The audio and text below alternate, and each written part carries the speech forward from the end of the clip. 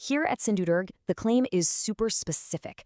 The locals are absolutely convinced these are the real deal, original imprints taken in wet lime plaster while the fort was being built back in the 1660s.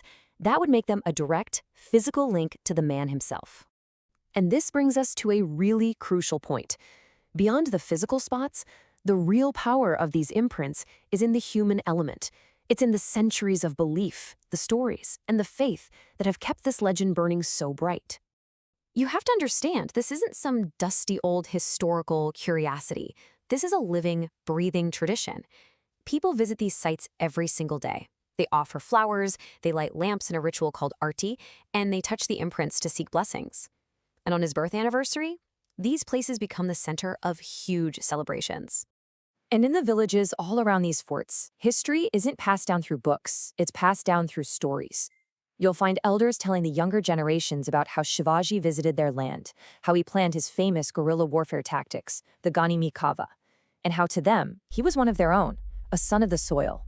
So of course, this brings up the big question, right? Where does the documented history stop, and where does the faith-driven legend take over?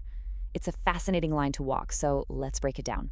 So, on the one hand, you've got a place like Sindhudurg, which has a pretty strong historical claim.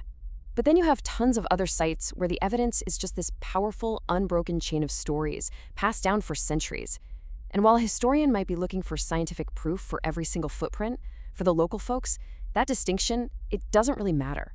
Their faith is their history. The two are completely intertwined. And that really brings us to the core of this whole thing. The debate over whether every single print is authentic, while it's interesting, but it kind of misses the bigger picture. The real power of these imprints is what they symbolize. This is what it's all about. When people look at these footprints, they're not just seeing dents in a rock. They're seeing a symbol of courage against oppression. They see a model of fair and just leadership.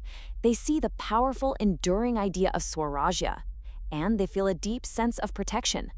These aren't just artifacts, they're imprints on the heart of a culture. And that's exactly why, whether they're all historically verified or not, these footprints serve such a profound purpose. As the source material puts it so perfectly, when you stand in these spots, it feels like history is still alive, and Swarajya still breathes. So maybe the real question isn't just, did he actually stand here? But what does it mean that we, centuries later, still believe he did?